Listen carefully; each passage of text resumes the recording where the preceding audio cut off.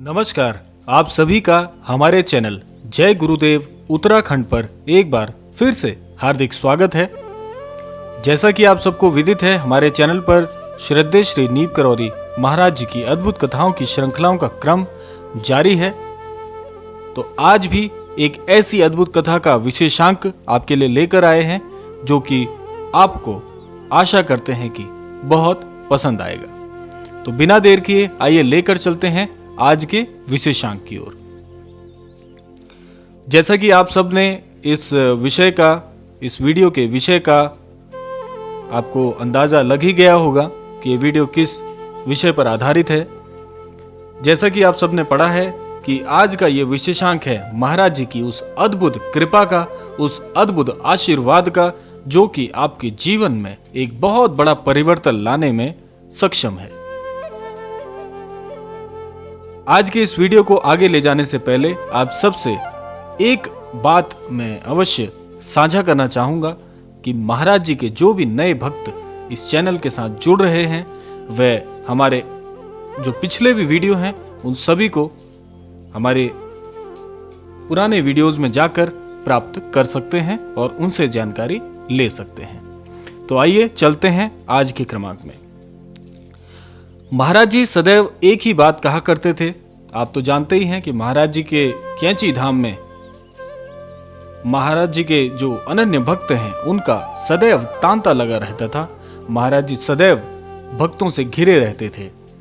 तो यह एक बार की घटना है कि महाराज जी ने एक ऐसे अद्भुत आशीर्वाद के विषय में बताया जो कि महाराज जी की एक रहस्यमयी जानकारी अवश्य आपको लगेगी। महाराज जी ने कहा है कि जीवन में उतार चढ़ाव आते रहते हैं। जीवन में उतार चढ़ाव से आप अपने आने वाले जीवन को निर्धारित नहीं कर सकते हैं। यानी कि जीवन में यदि आज दुख की स्थितियों को आपको सामना करना पड़ रहा है, दुख की स्थिति अगर आप झेल रहे हैं, तो आप यह सदैव मत मान लीजिए कि आने वाला जीवन भी आपका दुखों से भरा हुआ होगा। या इसी के विपरीत, यदि आपके जीवन में आज सुखी पड़ाव से आप गुजर रहे हैं, तो यह भी नहीं मान लेना चाहिए कि आने वाला जीवन सुखी पड़ाव का होने वाला है।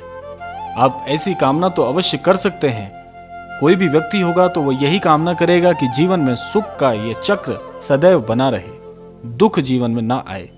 लेकिन महाराज जी ने इस बात को सिरे से खारिज करते हुए कहा है कि जीवन में जो भी परिस्थिति है, उस परिस्थिति से कभी भी आने वाले जीवन को आप जोड़कर मत देखिए।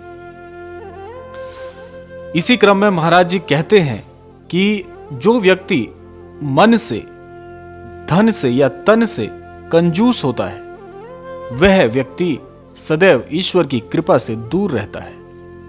यानी कि महाराज जी के कहने का आशय सीधा सीधा यही है कि जीवन में आप किसी भी प्रकार से कंजूस मत बनिए। यदि आपके पास में एक सार्थक धन संपत्ति है, तो अपने सक्षमता के अनुसार, अपने सामर्थ्य के अनुसार, और भी जो लोग हैं जो धन से या किसी भी प्रकार से अभी हीन हैं, उनकी सहायता करना धनवान का ही कर्तव्य बनता है। क्योंकि महाराज जी का एक मत और था कि महाराज जी सदैव ये बात कहते थे कि सदैव ईश्वर से यही मांगना चाहिए कि मैं देने वाला हाथ बनूं, लेने वाला नहीं। और इसी क्रम में महाराज जी आगे जोड़ते हैं बात को कि जब तक आप अपने जो कोष हैं उनको खाली नहीं करेंगे तो कोष भरेगा कैसे। व्यवहारिकता के तौर पर अगर इस मत को महाराज जी के देखा जाए तो यह सटीक और सिद्ध मंत्र है। महाराज जी ने यह कहते हुए इस बात को पूरा किया है कि यदि आपके धन के कोष, मन के कोष, श्रद्धा के कोष या अन्य किसी प्रकार से आपके संचय के जो माध्यम है, यदि वे आप समय समय पर उन्हें खाली नहीं करेंगे तो उसमें कैसे आप उस कोष को भरेंगे। इसको आपको मैं एक छोटे से उदाहरण से समझाता हूं कि यदि आपके पास कोई ऐसा पात्र है, कोई ऐसा घड़ा है जिसमें आप पानी भरना चाहते हैं, लेकिन उसमें पहले से ही पानी भरा हुआ है, वह घड़ा तो पहले से ही पानी से पटा हुआ है, तो आप उसमें और जल एकत्रित नहीं कर सकते। उसके लिए आपको उस पात्र को, उस घड़े को खाली होना या उसे खाली करना परम आवश्यक है, तभी उसमें आप कोई चीज भर सकते हैं। तो इस उदाहरण से आप ऐसे समझ लीजिए कि यदि आप कोई भी कामना रखते हैं, यदि महाराज जी के प्रति आपकी श्रद्धा है और महाराज जी से यदि आप कोई चीज के लिए, कोई महत्वाकांक्षा के लिए, कोई आशा हेतु या कोई आपके मनोरथ हैं, उनको पूर्ण करने के लिए महाराज जी से सेवारत हैं, महाराज जी के प्रति श्रद्धा व्यक्त करते हैं या अपनी प्रार्थना करते हैं, तो आप पहले अपने मन को या मन के कोष को खाली करें, मन में कोई विचार ना लाएं और महाराज जी से श्रद्धा पूर्वक अपने कार्य के प्रति, अपने मनोरथ के प्रति प्रार्थना करें। तो आप देखेंगे कि वह कोष निस्वार्थ रूप से, बिना किसी अड़चन के, वह आपकी इच्छा पूरी हो जाएगी। तो महाराज जी सदैव यही बात कहते थे। इस बात को मैं फिर से इंगित करना चाहूंगा कि यदि आपका कोई मनोरथ है, यदि आप कोई आशा रखते हैं, तो पहले आप उस कोष को, उस मन में अपने जो आपके व्यवहार हैं, विचार हैं, उन्हें पहले शून्य पर लेकर आइए और फिर कोई कामना करिए। तो आप देखेंगे कि आपका वह मनोरथ, आपकी वह कामना बिल्कुल पूरी हो जाएगी, 100% पूरी हो जाएगी। तो महाराज जी का यह आशीर्वाद यदि किसी भक्त को मिल जाता है, कि महाराज जी सदैव यही कहते हैं, और ऐसा महाराज जी ने अपने पूरे जीवन काल में बहुत कम भक्तों को कहा है कि आप देने वाला हाथ बनिए, ना कि लेने वाला। क्योंकि जो हाथ देने वाला होता है वह अपने आप में संपूर्ण है, तभी तो वह किसी दूसरे की सहायता करने में सक्षम है।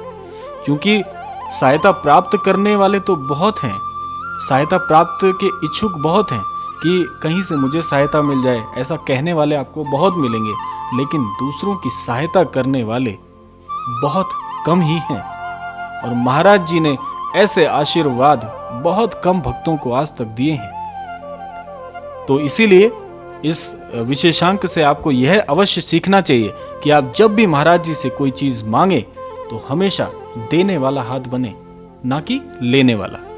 हालांकि ये दोनों चीजें अपने आप में परिपूर्ण हैं, इसमें कोई दोष भी नहीं है, लेकिन यदि आप देने वाला हाथ बनते हैं तो जब आप खुद सक्षम हैं तभी तो आप दूसरे की सहायता कर पाएंगे। तो महाराज जी का यह आशीर्वाद अवश्य ही जीवन को परिवर्तन लाने में या आपके जीवन में एक बड़ा बदलाव करने में बहुत हद तक सक्षम है। तो इस क्रमांक से आप आज के बाद इसी क्षण से यदि महाराज जी से कोई कामना करते हैं तो यह बात मन ही मन अवश्य कहिएगा कि महाराज जी मुझे भी आपका यह आशीर्वाद यानी कि देने वाला हाथ बनना है, आप मेरी यह इच्छा पूर्ण करिए और महाराज जी मुझे आशीर्वाद दीजिए कि मैं सदैव देने वाला हाथ बनूं, ना कि लेने वाला।